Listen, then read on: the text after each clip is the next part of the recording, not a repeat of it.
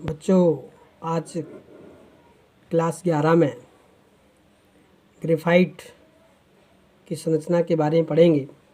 इससे पहले हमने हीरे की संरचना के बारे में, हीरे के गुण के बारे में और हीरे के उपयोग के बारे में पढ़ा था।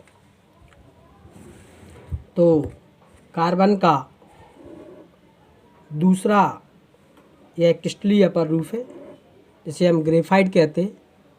क्या कहते हैं? ग्रेफाइट कहते हैं। ग्रेफाइट कार्बन का क्रिस्टलीय अपर रूप है जो हीरे की अपेक्षा अत्यधिक नर्म होता है।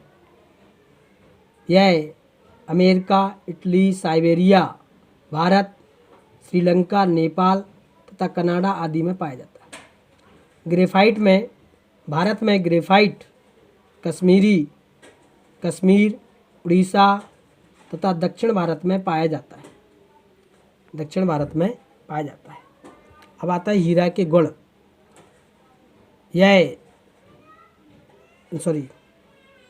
ग्रेफाइट के गुण। ग्रेफाइट गहरे धूसर रंग का नर्म पदार्थ है। इसमें धात्विक चमक होती है, लेकिन हीरे से कम होती है। इसका घनत्व 2.5 ग्राम प्रति सेंटीमीटर क्यूब होता है। यह हीरे की तुलना में हल्का होता है।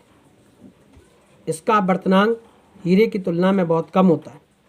यह ऊष्मा तथा विद्युत का सुचालक होता है। इसमें यदि इसे वायु में 700 डिग्री सेल्सियस ताप तक गर्म कर दिया जाए तो यह CO2 गैस देता है। इस पर अम्ल तथा क्षार का कोई प्रभाव नहीं पड़ता है। इसे K2Cr2O7 तथा H2SO4 के साथ गर्म करने पर कार्बन डाइऑक्साइड गैस देता है। यह साधारण ताप एवं दाब पर स्थायी होता है। यह साधारण ताप एवं दाब पर कैसा होता है? स्थायी होता है। यदि इसे 3000 केल्विन ताप और 164.5 ATMP दाब पर गर्म कर देंगे तो यह हीरे में परिवर्तित हो जाएगा। यह हीरा कृत्रिम हीरा कहलाता है। यह हीरा कैसा कहलाता है? कृत्रिम हीरा। डायमंड कैसा होता है? सॉलिड होता है। ग्रेफाइट को यदि हम गर्म कर देंगे, क्या कर देंगे? ग्रेफाइट डायमंड को यदि हम गर्म कर देंगे कितने पर? 3000 केल्विन ताप पर और 164 ATMP दाब पर क्या कर देंगे? गर्म कर देंगे तो ग्रेफाइट प्राप्त हो जाएगा, जो गैसियस स्टेट में होगा। इसको लिक्विड में बदल देंगे। लिक्विड में बदलने के पश्चात चूँकि अभिक्रिया कैसी है, उसमें ऊष्मा छिपी है, तो कम ताप की आवश्यकता होगी। क्या होगी? कम ताप की आवश्यकता होगी। चूँकि इसका घनत्व हीरे के घनत्व से कम होता है, तो घनत्व बराबर क्या होता है? द्रव्यमान बटे आयतन। तो जब घनत्व अधिक है तो आयतन कैसा होगा? कम होगा। घनत्व अधिक है तो आयतन कैसा होगा? कम होगा। तो अधिक दाब की आवश्यकता पड़ेगी। क्या होगी? अधिक दाब की आवश्यकता पड़ेगी। ग्रेफाइट की संरचना।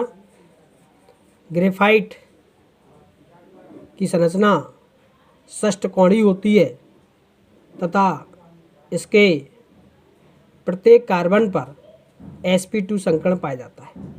क्या पाया जाता है? sp2 संकरण पाया जाता है। इसकी जो परतें होती है वो एक दूसरे के ऊपर स्थित होती है। चूँकि परतों में स्थलन होता है, जिसके कारण ग्रेफाइट के पाउडर का उपयोग लुब्रिकेंट के रूप में किया जाता है। इसमें एक कार्बन, जो षष्ठफल की संरचना है, इसमें एक कार्बन से दूसरे कार्बन के बीच की दूरी 1.42 एंगस्ट्रॉम होती है। 1.42 एंगस्ट्रॉम होती है तथा दोनों परतों की बीच की दूरी 3.42 एंगस्ट्रॉम होती है। 3.42 एंगस्ट्रॉम होती है। चूँकि इनके 3 कार्बन परमाणु, एक कार्बन परमाणु 3 कार्बन परमाणु से जुड़ा होता है। जैसे जी कार्बन परमाणु ले लो तो 1 2 3। एक कार्बन परमाणु, चूँकि कार्बन की संयोजकता कितनी, कार्बन के बाह्यतम कोश में कितने इलेक्ट्रॉन होते हैं? 4। तो उसमें 3 संयोजी इलेक्ट्रॉन, 4 संयोजी इलेक्ट्रॉन में 3 संयोजी इलेक्ट्रॉन भाग लेते हैं। एक इलेक्ट्रॉन कैसा रहता है? फ्री रहता है। एक इलेक्ट्रॉन कैसा रहता है? फ्री रहता है, जिसके कारण यह ऊष्मा तथा विद्युत का सुचालक होता है, जिसके कारण यह ऊष्मा तथा विद्युत का सुचालक होता है।